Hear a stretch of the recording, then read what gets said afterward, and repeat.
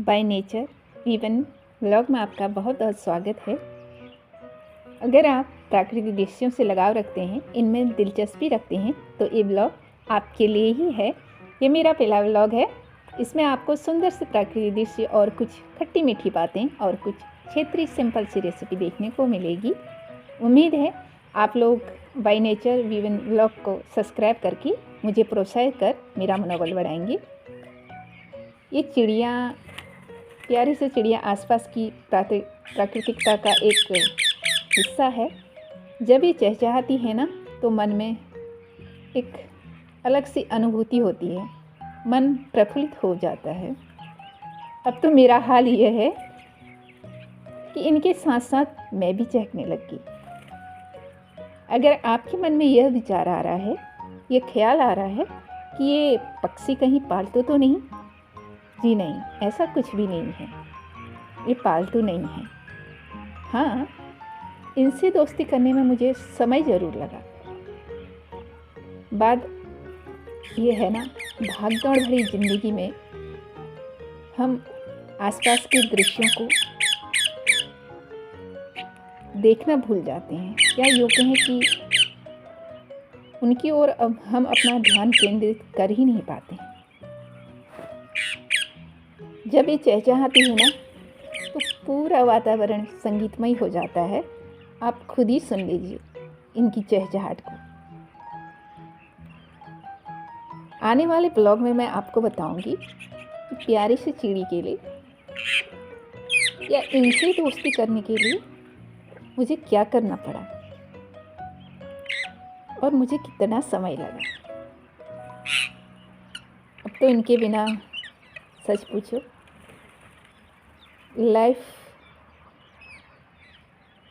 में अधूरापन लगता है। जिस दिन इनसे ना मिलूँ ना, या जिस दिन इनको दाना ना दूँ, उस दिन ऐसा लगता है मैंने ऐसा क्या नहीं किया जो मुझे करना है या जो मुझे करना चाहिए। एक अधूरा सापन लगता है। इसलिए ये मेरी ज़िंदगी का एक हिस्सा बन गई है। ये हिस्सा कब बन गई है मुझे भी पता नहीं चला, लेकिन जो भी है अच्छा है, मुझे अच्छा लगने लग गया। आपको ऐसे ही प्यारे से दृश्य बाय नेचर वीवन ब्लॉग में देखने को मिलेंगे। बस आप हमसे जुड़ जाइए। सच पूछो तो ना, ऊपर वाले ने इस धरती पे इतने रंग भरे हैं जिसकी कल्पना भी नहीं की जा सकती है। इतने संगीत हैं जहाँ तक हम पहुँच भी नहीं पाते। और उनमें से इन चिड़ियों का प्यारा संगीत।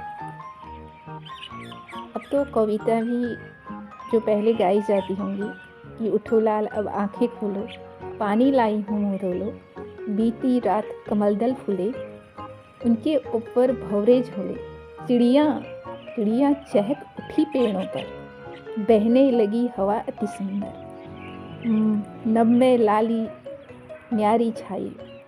कुछ इस तरह की जो कविता है वो तो अब एक काल्पनिक बनते जा रही है। सच पूछो तो आज भी इस कविता को हम काल्पनिक बनने से रोक सकते हैं, अपना थोड़ा सा छोटा सा प्रयास के द्वारा। अपनी आने वाली जनरेशन में हमारी आने वाली जनरेशन केवल बिल्डिंग ही ना देखे, एक प्राकृतिक रंग भी देखे। इसलिए हमें इसे सजोकर भी रखना ज़रूरी है। अपने लिए भी करना है, अपने आने वाली जनरेशन के लिए भी करना है। तो इनकी चहचहाट के साथ हम मिलेंगे हर व्लॉग में। बिना इनकी चहचहाट के हमारा ब्लॉग अधूरा होगा। और ये उम्मीद तो आपसे है कि आप हमसे जुड़ेंगे और हमारे इन चिड़ियों का एक हिस्सा बनेंगे। ज़रूरी नहीं है चिड़ियों का हिस्सा बनने के लिए, इनके साथ जुड़ने के लिए या आपको या हमें कहीं जाना पड़े। बस थोड़े से अन्न के दाने अपनी छत पर बिखरा दीजिए और थोड़ा सा पानी।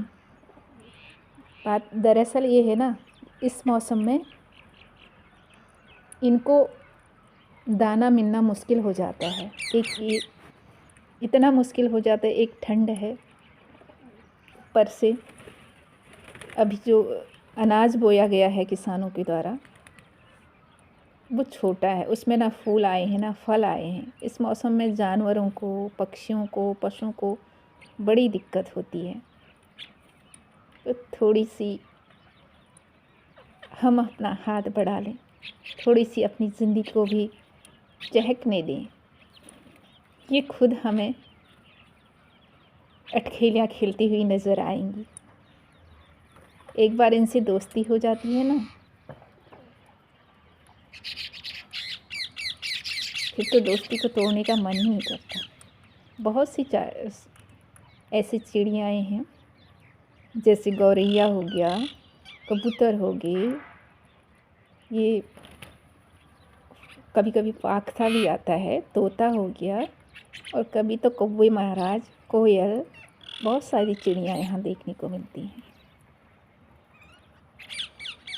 हाँ, हमारे आसपास हरा भरा ज़्यादा है, शायद इसलिए भी अभी तक हम खुश नसीब हैं कि हमारे आसपास इन चिड़ियों का डेरा है।